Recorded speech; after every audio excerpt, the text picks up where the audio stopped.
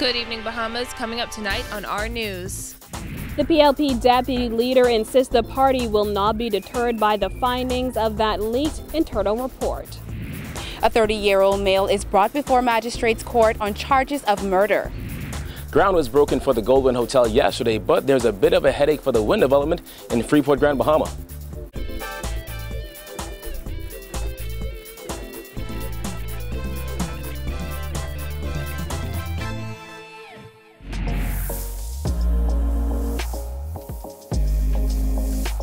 Our news is brought to you by Alive. Welcome to our news and thanks for joining us. I'm Christina Dragovich. Topping news tonight, in the wake of that recently released post-election report highlighting the downfall of the Progressive Liberal Party in the May 2017 general election, PLP Deputy Leader Chester Cooper is pledging the party will not be distracted by the past. In fact, Cooper says the opposition is doing all it can to push past the negative perceptions and become a better alternative to the Free National Movement. Jasmine Brown reports. While he insisted he would not address specifics, the PLP deputy leader says he would say this, that the party will not focus on the past, but what they intend to do in the future. We're moving forward.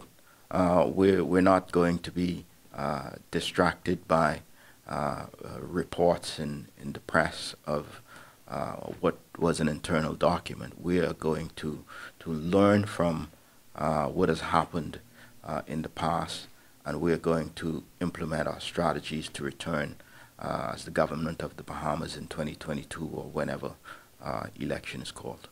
The report, titled "The Ground Has Shifted, Finding New Ground," listed Christie fatigue, the failure to address wrongdoings of cabinet ministers, the constitutional and gaming referenda, the handling of the Rubis oil spill, unnecessary spending on Carnival, and poor response in the aftermath of Hurricane Matthew as key reasons for the party's defeat in the 2017 general election. The assessment, that was based on information gathered from various constituencies and was conducted by Maureen Weber, who is a Jamaican social development practitioner. Weber noted that the single greatest element which impacted the party was the perception that the PLP was corrupt. The second element that had significant impact was the negative perception of then-party leader Perry Christie. Another key finding was that the PLP itself was its own opponent. I don't wish to comment on the report itself. However, what I would say that the leadership team is actively at work behind the scenes to rebuild the foundation of the party. Cooper is a part of the PLP's relatively new leadership team. He and former Deputy Prime Minister Philip Davis secured the top posts at the party's convention last October. Former PLP leader Perry Christie resigned 5 nights after the May 10th general election, which saw the party win only 4 seats in the House of Assembly. Moving forward, Cooper says the party is looking for new blood, and that includes looking for fresh faces as prospective candidates. I have personally committed to advance the recruitment process, and I've begun talking with people personally who've expressed an interest. Ultimately, they will go to a candidates committee that's already been formed. We're looking to review our constitution. We're rebuilding branches. We're reconnecting with our base across the Bahamas. And certainly these are the things that we're doing right now as we speak.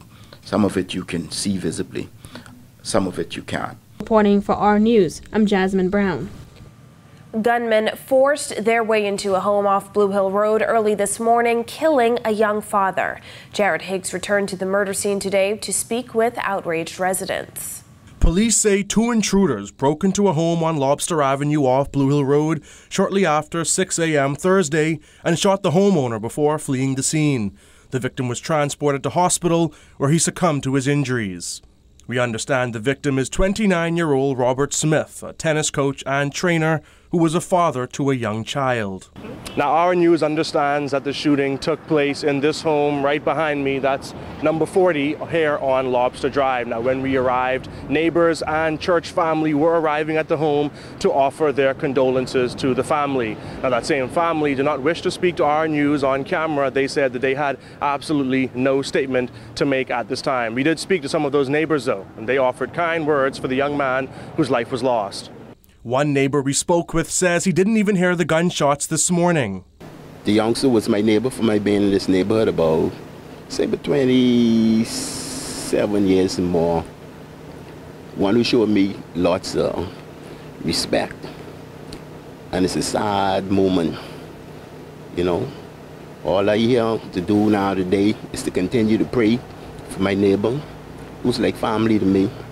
A few doors down was Gloria Stirrup. She also didn't hear the shots, but wasn't surprised that there was an incident at the home. Ain't surprised to me.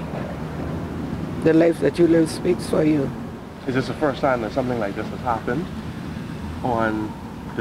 in this area, in this community?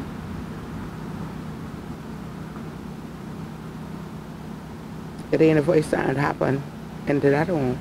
This morning's killing, along with the death of a man who was shot on Wednesday, brings the total number of killings to 37 for the year. Reporting for Our News, I'm Jared Higgs. And a 32-year-old man has been charged in connection with this week's murder in South Beach. Jillian Gray was in court and has the details. 30-year-old Arsenio Brown of Mays Court was charged in the magistrate's court today with the murder of Javano Stewart. According to police reports, the incident took place shortly after 10 a.m. on Monday. It is alleged that Stewart was walking on South Beach Drive when a gunman approached him and opened fire before fleeing on foot. Stewart was pronounced dead on the scene. A tearful Brown was not required to enter a plea and was remanded to the Department of Corrections. Brown is set to return to court June 28th. Reporting for Our News, I'm Jillian Gray. In other news, in a landslide victory, Team Phoenix flew into office as the new Bahamas Hotel Catering and Allied Workers Union management team. The newly elected president is Darren Woods, who joined the union as a shop steward in 1995 and slowly worked his way up the ranks, serving as general secretary for the past 9 years. Woods says he's ready to hit the ground running. We are actually elated and ecstatic. You can't see all our hairs and things standing up on our head. That's how happy we are. The first thing on our agenda is the negotiation of the agreement for the master contract, we call it. That is for the properties that are covered by the BHEA, because a lot has been said and campaigned on that we were unable to get a contract for those persons, not because we are unable, because we were not given the ability to do so. Woods won 4-1. Team Phoenix made history in yesterday's election with the first female general secretary and first female third vice president. God has given us a mandate, and that is to take care of our members, and that's what we intend to do. And I intend to also reach out to persons who we need to bring back into the union fold, because membership is what we strive on. And in order for us to be a good organization, we have to build up our membership. Outgoing President Nicole Martin says team support is paramount, telling Woods that he will have her support throughout his tenure. I have no doubt that with Mr. Woods' leadership and the vision for the union, I have no doubt that they will be successful. My advice to them is to remember that the hotel union is a membership organization, and the business of the union is expected to be discussed with the members, not the general public, because a lot of unions face issues because we take membership issues to the public. Once that happens, you start to erode. Well, 908 students at the University of the Bahamas graduated this afternoon with degrees, diplomas, and certificates. It's the largest graduating class in the history of the country's leading tertiary education institution. Thousands of well-wishers packed the National Stadium for the New Providence Spring 2018 commencement exercise. You may now don your hoods.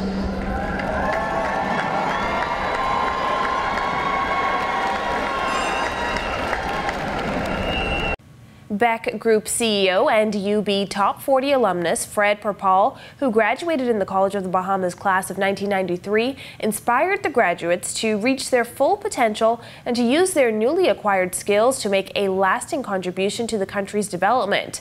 Our News congratulates the new college grads, including our own Giorgio Bain. Still to come on Our News, what's happening with the Grand Lucayan Resort deal, plus why the Ragged Island MP says government's hurricane relief efforts aren't cutting it. That and more when Our News returns.